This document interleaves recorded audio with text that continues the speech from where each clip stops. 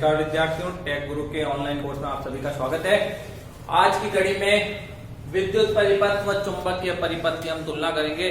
जैसे ही आप ये तुलना सीख लेते हैं तो आपको चुंबकीय परिपथ को याद करने के लिए एक्स्ट्रा एफर्ट नहीं लगाना। आपको इसी शब्दावली से इसको कैसे याद करना है, कोरिलेशन कहते हैं इसको, ब्रेन मैपिंग। जब आप किसी को किसी चीज के साथ संबंधित कर देते हैं तो आपको वो चीज ज्यादा समय तक याद रहती है।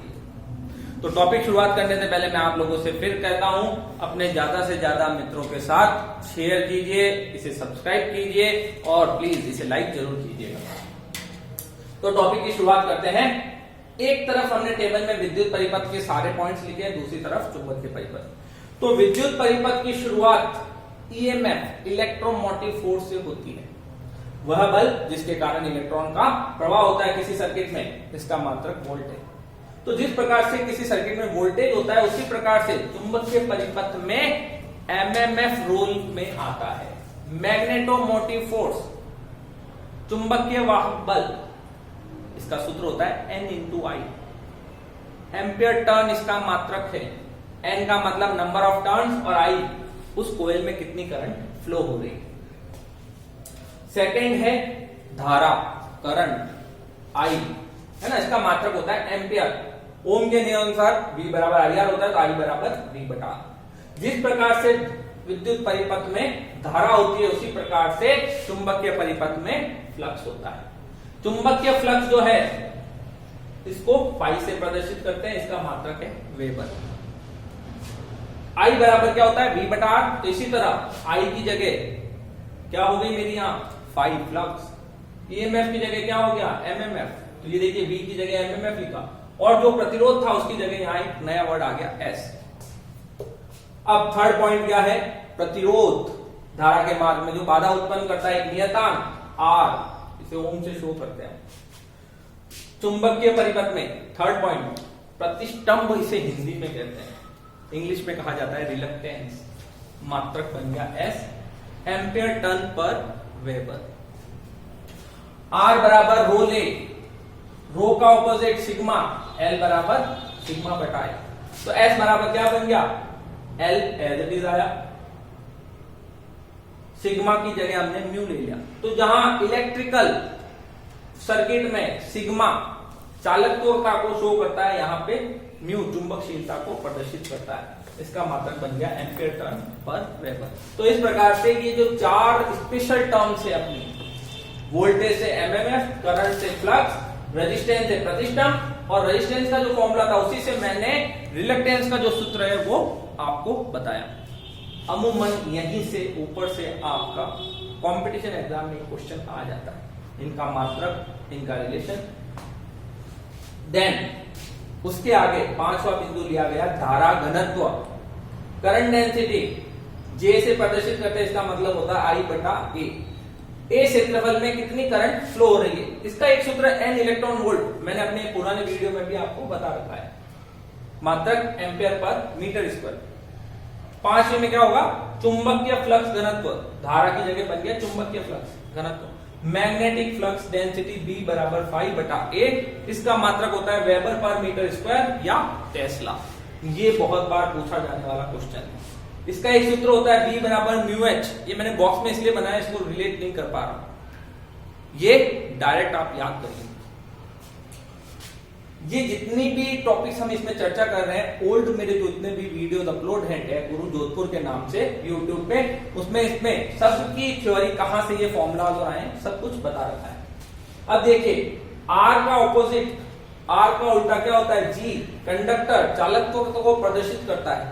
उसी तरह यहां पे चुंबकीय क्षेत्र में S का ऑपोजिट बनता है परमियंस, हिंदी में उसे कहते हैं व्याप्यता, मात्रक है वेबर पर एम्पियर टर्न। सातवां रो, रो को हमने कहा था रेजिस्टिविटी, हिंदी में कहते हैं प्रतिरोधकता, इसका एक और नाम है स्पेसिफिक रेजिस्टेंस, विशिष्ट प्रतिरोध। क्या होता है 1 बटा सिग्मा और इसका मात्रा क्या है ओम इंटू मीटर। तो जैसे यहां पे रो है उसी तरह यहां पे रिलक्टिविटी है, वो म्यू का जस्ट ऑपोजिट है। तो हमारे यहाँ जो चालकता वर्ड आता है सिग्मा जो है वो सेम यहाँ पे चुंबकशीलता को प्रदर्शित करता है म्यू को।